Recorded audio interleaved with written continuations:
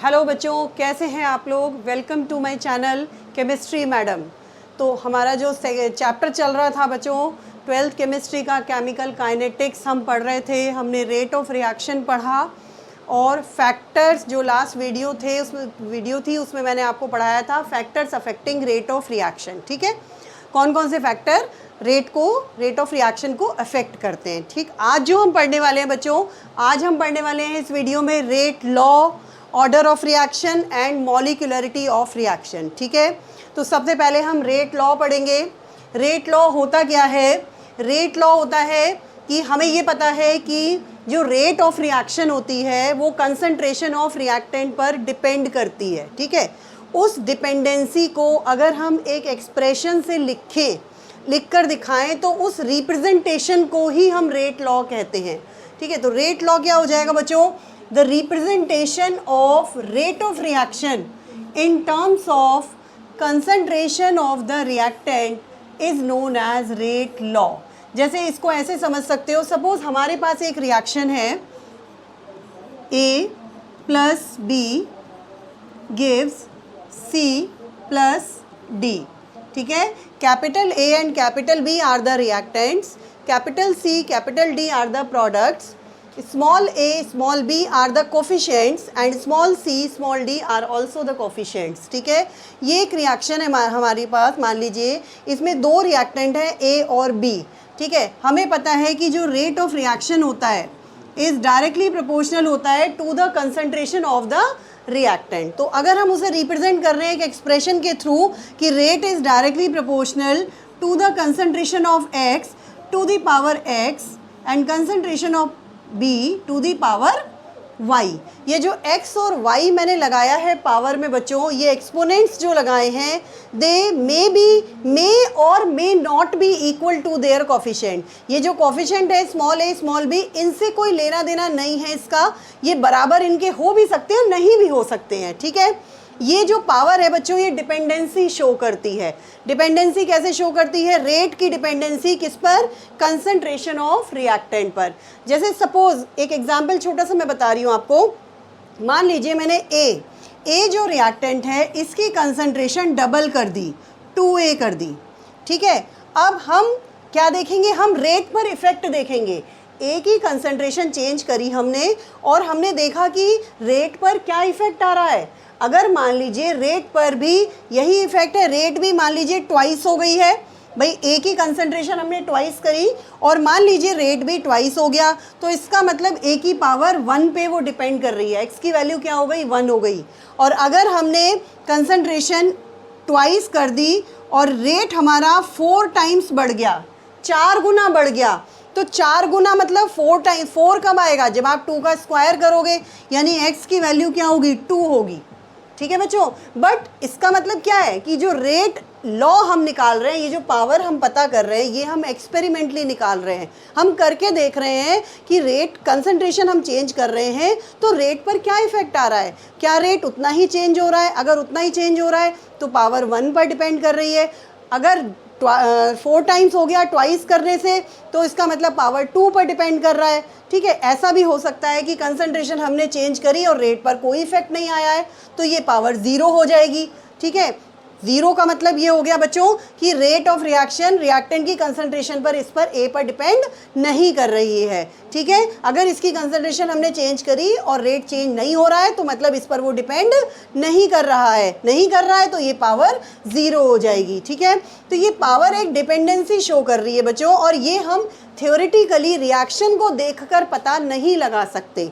ठीक है, ये हमें एक्सपेरिमेंट करके ही पता लगाना होगा। ठीक है, तो rate law is experimentally determined. Rate law हम कैसे निकालते हैं बच्चों? रेट लॉ हम एक्सपेरिमेंटली निकालते हैं। ठीक है, तो ये हो गया रेट लॉ। अच्छा, इसमें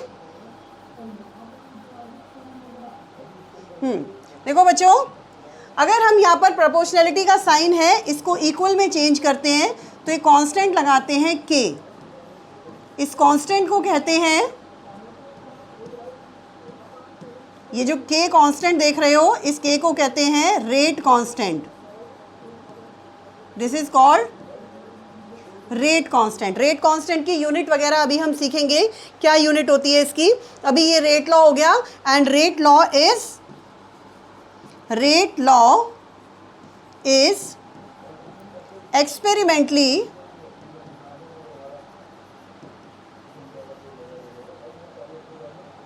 डिटरमाइंड।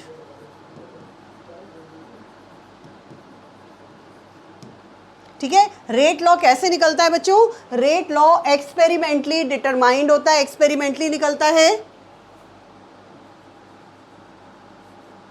ठीक है, it is experimentally determined, theoretically हम इसे नहीं निकाल सकते। तो ये रेट लॉ के बारे में है, इसको नोट कर लीजिए, स्क्रीनशॉट ले लीजिए, जल्दी से जल्दी ले लीजिए।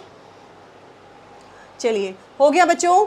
अब रेट लॉ के आगे जो हम पढ़ेंगे नेक्स्ट है order of the reaction. Order of reaction होता है बच्चों, जो रेट लॉ आपने देखा, जैसे हमने अभी जो रेट लॉ लिखा वो क्या था, rate is equal to k concentration of A to the power x concentration of B to the power y. यही आपने रेट लॉ पढ़ा। इस रेट लॉ में ये जो पावर आप देख रहे हो, ये जो पावर देख रहे हो एक्स और वाई, कंसंट्रेशन टर्म्स की जो पावर्स हैं उनके प्लस को, उनके सम को हम ऑर्डर ऑफ द रिएक्शन कहते हैं। यानी हम ऑर्डर को कैसे डिफाइन कर सकते हैं, sum of the powers of concentration terms in rate law. Rate law में जो कंसंट्रेशन टर्म्स की पावर्स हैं उनके प्लस को, उनके सम को हम ऑर्डर ऑफ द रिएक्शन कहते हैं। यानी कि अगर इस एक्सप्रेशन में हमें ऑर्डर ऑफ रिएक्शन निकालनी है तो सिंपली हमें क्या करना है, इस x और y को प्लस कर देना है, x प्लस वाई। ऑर्डर को बच्चों n सिंबल से हम डिनोट करते हैं, तो n की वैल्यू हो जाएगी x प्लस वाई। तो डेफिनेशन क्या होगी इसकी, sum of powers of the concentration of reactants in the rate law. ठीक है, पावर के सम को हम रेट लॉ में, कंसंट्रेशन टर्म्स की जो पावर्स होती हैं उनके सम को हम ऑर्डर ऑफ द रिएक्शन कहते हैं। ठीक है बच्चों, ऑर्डर समझ में आ गई। अच्छा, अब ये जो ऑर्डर है, जैसे अभी मैंने बताया, ये 1 भी हो सकती है वैल्यू, 2 भी हो सकती है, 0 भी हो सकती है, ये फ्रैक्शनल भी हो सकती है। ठीक है, क्योंकि ये एक्सपेरिमेंटली निकल रही है तो इसकी वैल्यू कुछ भी हो सकती है। तो ऑर्डर में भी, ऑर्डर जो है बच्चों, इट कैन बी 0 हो सकती है, 1 हो सकती है, 2 हो सकती है, 3 हो सकती है, एंड इवन फ्रैक्शन हो सकती है, and even a fraction, fractional भी हो सकती है। ठीक है, ऑर्डर जो है बच्चों फ्रैक्शनल भी हो सकती है। ठीक, समझ में आया। और रेट लॉ, क्योंकि ऑर्डर x और y जो पावर है ये हम एक्सपेरिमेंटली निकालते हैं, यानी कि ऑर्डर हम थ्योरेटिकली नहीं निकाल सकते हैं, it is also experimentally determined. तो ऑर्डर भी कैसे निकलती है, इट इज़ एक्सपेरिमेंटली डिटरमाइंड। ठीक है, तो ये हो गया बच्चों ऑर्डर ऑफ रिएक्शन के बारे में। इसे नोट करिए जल्दी से या स्क्रीनशॉट ले लीजिए। ठीक है, हो गया। आगे चले, चलिए आगे एक क्वेश्चन लिखा हुआ है मैंने बच्चों, इस क्वेश्चन को कर लेते हैं। Calculate the overall order of the reaction which has the rate expression. ये आपको रेट एक्सप्रेशन दे रखा है और ऑर्डर पूछा है। तो ऑर्डर मैंने अभी आपको बताया, ऑर्डर आपको क्या बताया मैंने, कि ऑर्डर जो कंसंट्रेशन टर्म्स की पावर होती है उनके प्लस को हम कहते हैं। तो इसमें सिंपली ऑर्डर निकालने के लिए ऑर्डर को n से डिनोट करते हैं। ऑर्डर क्या हो जाएगा, पावर क्या है यहाँ पर 1+2 है, 1/2 है, और ये 3/2 है, तो दोनों को प्लस कर दिया, 1/2 प्लस 3/2 कितना आ गया बच्चों, 4/2 इज इक्वल टू 2। तो ऑर्डर आ गया इसमें 2। तो कुछ नहीं करना, रेट एक्सप्रेशन अगर गिवन है तो आपको दोनों की पावर को प्लस कर देना है, you will get the order of the reaction. ठीक है बच्चों। अच्छा, रिएक्शन कई तरीके की हो सकती हैं, एक मैं नोट डाल के आप नोट करिएगा इसको। कुछ रिएक्शंस ऐसे होते हैं बच्चों जो एक ही स्टेप में हो जाते हैं, उन्हें हम कहते हैं एलिमेंट्री रिएक्शन। ठीक है, और कुछ रिएक्शंस ऐसे होते हैं जिसमें बहुत सारे रिएक्टेंट पार्टिसिपेट करते हैं, तो वो रिएक्शन सिंगल स्टेप में नहीं होते, वो रिएक्शन नंबर ऑफ स्टेप्स में होते हैं। तो जो रिएक्शन बहुत सारे स्टेप्स में होते हैं उन्हें हम कहते हैं कॉम्प्लेक्स रिएक्शन। ठीक है, जो रिएक्शन एक स्टेप में हो वो होता है एलिमेंट्री रिएक्शन, और जो रिएक्शन नंबर ऑफ स्टेप्स में होता है उसे कहते हैं कॉम्प्लेक्स रिएक्शन। तो दो तरह के रिएक्शन हो गए, the reaction taking place in one step, ठीक है, जो सिंगल स्टेप में होंगे, कॉल्ड, उसे तो क्या कहते हैं बच्चों, elementary reaction, are called elementary reaction, ठीक है। और जो reactions, the reactions taking place in a number of step, in a number of step मतलब एक से ज़्यादा स्टेप्स में हो रहा है, in a number of steps called, उसे हम क्या कहते हैं, कॉम्प्लेक्स रिएक्शन कहते हैं, ठीक है, उन्हें हम कहते हैं आर कॉल्ड कॉम्प्लेक्स रिएक्शंस, ठीक है बच्चों। तो इसे आप नोट करिए, इस क्वेश्चन को भी नोट करिए और डेफिनेशन नोट करिए। एलिमेंट्री रिएक्शन हम किसे कहते हैं, अंडरलाइन कर लीजिए इसे, elementary reaction and complex reaction. Note करिए, जल्दी से स्क्रीनशॉट ले लीजिए या नोट कर लीजिए अपनी कॉपी में। हो गया बच्चों, चलिए आगे चलते हैं। अब आता है यूनिट ऑफ रेट कांस्टेंट, जो के आपको मैंने बताया था यहाँ पर। ये के क्या था बच्चों, ये जो के आप देख रहे हो, दिस के इज कॉल्ड रेट कांस्टेंट, इस के को हम कहते हैं रेट कांस्टेंट, ठीक है। के क्या है बच्चों, रेट कांस्टेंट है। और के की जो यूनिट है, के की यूनिट कैसे निकलती है, रेट लॉ लिखा हमने रेट लॉ लिखा, rate is equal to k concentration of A to the power x concentration of B to the power y, ये रेट लॉ लिख लिया। अब अगर हमें सपोज के की यूनिट निकालनी है तो के इज इक्वल टू क्या होगा, रेट अपॉन, इसको डिवाइड में आप लिखेंगे बच्चों, ये भी कंसंट्रेशन है, ये भी कंसंट्रेशन है, दोनों कंसंट्रेशन है। और ये जो पावर है एक्स प्लस वाई, ये प्लस हो जाएगी, कंसंट्रेशन की पावर एक्स प्लस वाई को हम क्या कहते हैं, ऑर्डर ऑफ द रिएक्शन, ठीक है। तो उसको हम किससे डिनोट करते हैं, एन से। तो हम इसको ऐसे लिख सकते हैं, कंसंट्रेशन की पावर एन, ठीक है, ये भी कंसंट्रेशन है, ये भी है, और इन दोनों का प्लस हमने एन से डिनोट किया, where n is the order of the reaction, ठीक है। एन क्या है बच्चों यहाँ पर, ऑर्डर, ठीक है। अब निकालेंगे हम इसकी यूनिट, तो K is equal to, rate क्या होता है, रेट का फॉर्मूला क्या बताया था, change in concentration upon time. तो यहाँ पर आ गया कंसंट्रेशन अपॉन टाइम, ये तो हो गया रेट की जगह, और यहाँ पर नीचे concentration upon to the power n, ठीक है बच्चों। रेट की जगह हमने रखा कंसंट्रेशन अपॉन टाइम, और ये concentration to the power n as it is हमने ले लिया। इसको अगर हम ऊपर शिफ्ट कर देते हैं तो it will be concentration 1 minus n time inverse, ठीक है बच्चों। तो K की यूनिट निकालने के लिए ये एक जनरल फॉर्मूला बन गया। अब n क्या है, n order of the reaction है, जिस ऑर्डर के लिए आपको निकालनी है K की यूनिट, आप वही वैल्यू n की पुट कर दीजिए। जैसे मान लीजिए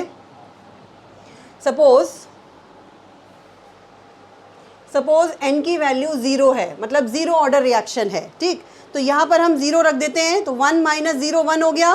तो K की यूनिट आ जाएगी कंसंट्रेशन टाइम इनवर्स, और कंसंट्रेशन की यूनिट क्या होती है बच्चों, मोल लीटर इनवर्स, और टाइम को अगर हम सेकंड में ले लेते हैं तो सेकंड इनवर्स।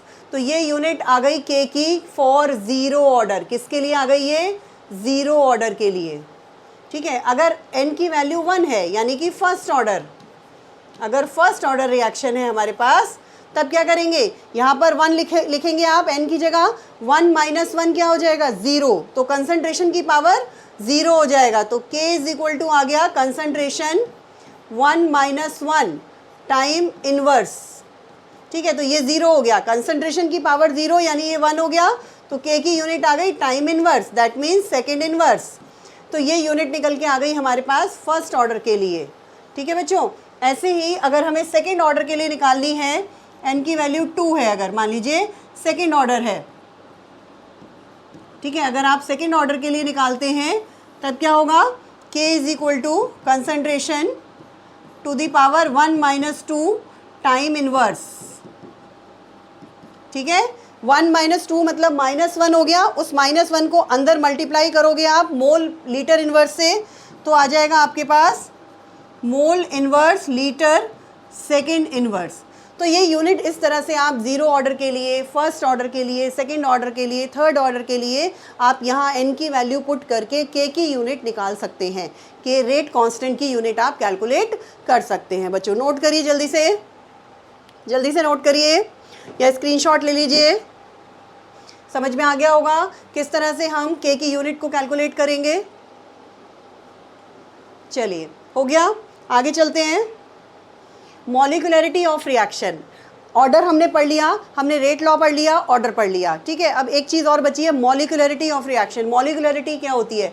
मॉलिक्यूलरिटी बच्चों कहते हैं हम किसी भी रिएक्शन में जितने number of reacting species participate कर रहे हैं टू फॉर्म द प्रोडक्ट, मतलब कि जितने रिएक्टेंट मॉलिक्यूल्स कोलाइड होकर प्रोडक्ट बना रहे हैं, किसी रिएक्शन में पार्टिसिपेट कर रहे हैं, उस नंबर ऑफ रिएक्टिंग स्पीशीज को हम क्या कहते हैं? मॉलिक्यूलरिटी कहते हैं। नंबर ऑफ रिएक्टिंग स्पीशीज को हम मॉलिक्यूलरिटी कहते हैं, ठीक है। तो जनरली जो एलिमेंट्री रिएक्शन होती है, अभी मैंने आपको बताया ना एलिमेंट्री रिएक्शन क्या होती है और कॉम्प्लेक्स रिएक्शन क्या होती है। तो एलिमेंट्री रिएक्शन में तो सीधा सीधा आप देख कर बता सकते हो, जितने रिएक्टेंट पार्टिसिपेट कर रहे हैं वही रिएक्शन की मॉलिक्यूलरिटी हो जाती है। अगर एक रिएक्टेंट है तो मॉलिक्यूलरिटी 1 हो गई, अगर 2 रिएक्टेंट हैं तो मॉलिक्यूलरिटी 2 हो गई, 3 रिएक्टेंट हैं तो मॉलिक्यूलरिटी 3 हो गई, ठीक है। कॉम्प्लेक्स रिएक्शन में हाँ आप नहीं बता सकते हो, कॉम्प्लेक्स रिएक्शन की बात बाद में करेंगे। अभी पहले आप मॉलिक्यूलरिटी का मतलब समझ लीजिए।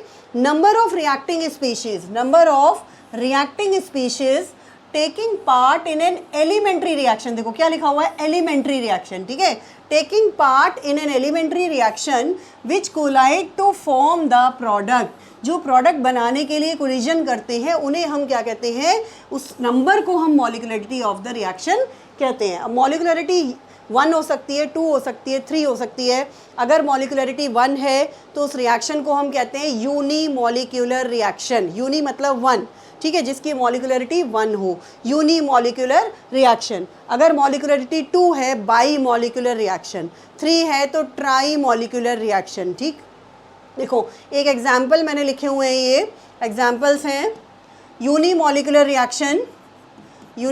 रिएक्शन में देखो अमोनियम नाइट्राइट का डिकम्पोजिशन हो रहा है नाइट्रोजन में और वाटर में, तो एक रिएक्टेंट पार्टिसिपेट कर रहा है, इसलिए इसकी मॉलिक्यूलरिटी 1 हो गई, तो दिस इज यूनिमॉलिक्यूलर रिएक्शन। यहाँ पर देखो 2HI गिव्स H2 + I2। यहाँ कितने रिएक्टेंट पार्टिसिपेट कर रहे हैं? 2 रिएक्टेंट पार्टिसिपेट कर रहे हैं, ठीक है। 2 रिएक्टेंट मॉलिक्यूल हैं तो रिएक्शन की मॉलिक्यूलरिटी हो गई 2, तो रिएक्शन हो गई हमारी बाई मॉलिक्यूलर रिएक्शन, ठीक है। ऐसे ही यहाँ पर देखो इसमें 3 रिएक्टेंट मॉलिक्यूल्स हैं। कितने रिएक्टेंट हैं? 3, 2 ये हैं, 1 ये है, तो 3 रिएक्टेंट मॉलिक्यूल्स हैं, तो रिएक्शन की मॉलिक्यूलरिटी हो गई 3, ट्राई मॉलिक्यूलर रिएक्शन, ठीक है। ये हो गया। तो ये तो एलिमेंट्री रिएक्शन की बात हो गई। एलिमेंट्री रिएक्शन में जितने भी रिएक्टेंट पार्टिसिपेट करते हैं वही नंबर उसकी मॉलिक्यूलरिटी होता है।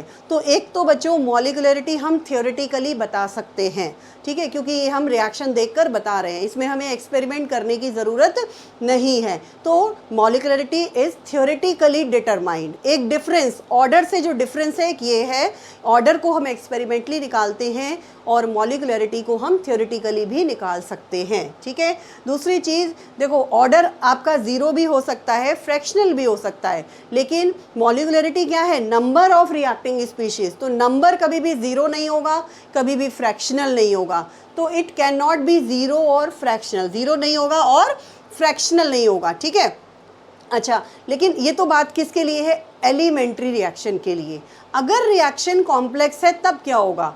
अगर रिएक्शन कॉम्प्लेक्स होती है बच्चों, वो बहुत सारे स्टेप्स में होगी रिएक्शन, ठीक है। हर एक रिएक्शन की अलग अलग स्पीड होगी, कोई रिएक्शन फास्ट होगा, कोई रिएक्शन स्लो होगा। तो जितने स्टेप्स होते हैं उस रिएक्शन के मैकेनिज्म में, जो उसका स्लोएस्ट स्टेप होता है, जो सबसे स्लोएस्ट स्टेप होता है, उस स्टेप को हम कहते हैं रेट डिटरमाइनिंग स्टेप, ठीक है। Slowest step of the reaction is called rate determining step. और जो रेट डिटरमाइनिंग स्टेप होता है रिएक्शन का, उसी से हम रिएक्शन की ऑर्डर बताते हैं और उसी से हम रिएक्शन की मॉलिक्यूलरिटी भी बताते हैं, ठीक है। तो in complex reaction rate of reaction is given by rate determining step. और रेट डिटरमाइनिंग स्टेप कौन सा होता है? Slowest step. जो स्लोएस्ट स्टेप होगा उसको कहते हैं रेट डिटरमाइनिंग स्टेप। का मतलब है स्लोएस्ट स्टेप, ठीक है बच्चों, ये हो गया आपका मॉलिक्युलरिटी। इसे नोट करिए जल्दी से या स्क्रीनशॉट ले लीजिए, जल्दी लीजिए। चलिए हो गया, अब आगे चलते हैं। हाँ, डिफरेंस बिटवीन ऑर्डर एंड मॉलिक्युलरिटी। अब हमने ऑर्डर मॉलिक्युलरिटी दोनों चीज़ें पढ़ ली, अब दोनों का डिफरेंस पढ़ेंगे। सबसे पहला जो डिफरेंस है बच्चों, फर्स्ट डिफरेंस तो हम डेफिनेशन ले सकते हैं, इसमें भी डेफिनेशन लिख सकते हैं, इसमें भी डेफिनेशन लिख सकते हैं। इसमें आप sum of the powers of concentration terms in rate law पूरी डेफिनेशन आ जाएगी जो अभी मैंने आपको बताई, और इसमें भी मॉलिक्युलरिटी की डेफिनेशन आ जाएगी। डिफरेंस में number of reacting species taking part in a reaction. ठीक है, सेकंड आ जाएगा बच्चों, ऑर्डर जो होता है ये थ्योरेटिकली ऑर्डर जो होता है एक्सपेरिमेंटली निकलता है। ऑर्डर कैसे निकालते हैं हम? Order is experimentally determined. ये एक्सपेरिमेंटली निकलता है, एक्सपेरिमेंटली डिटरमाइंड। ठीक है, और जो मॉलिक्युलरिटी है ये कैसे निकलता है? ये थ्योरेटिकली निकल जाता है,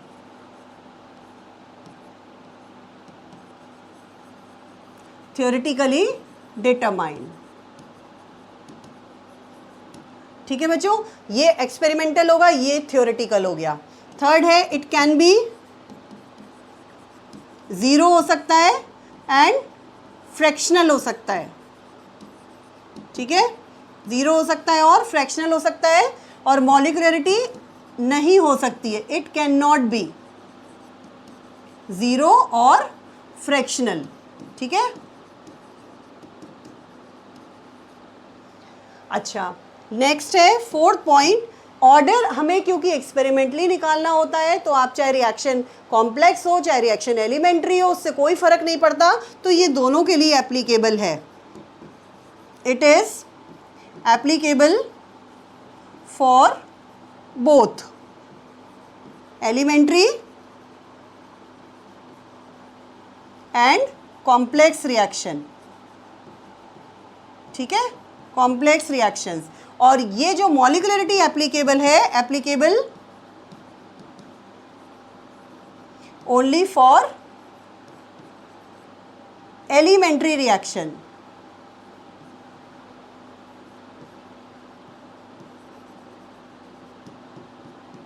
ठीक है, ये केवल किसके लिए एप्लीकेबल है? ये एलिमेंट्री के लिए रिएक्शन एप्लीकेबल है, मॉलिक्युलरिटी। तो ये चार डिफरेंस हो गए बच्चों ऑर्डर और मॉलिक्युलरिटी में। ये बोर्ड के एग्जाम्स में क्वेश्चन आ जाता है, what is the difference between order and molecularity of the reaction. तो जनरली 2 मार्क्स में पूछा जाता है क्वेश्चन, आधे नंबर का एक डिफरेंस होता है, तो 4 डिफरेंस तो आपको याद करने ही करने हैं। ठीक है, तो ये चारों नोट कर लीजिए, स्क्रीनशॉट ले लीजिए।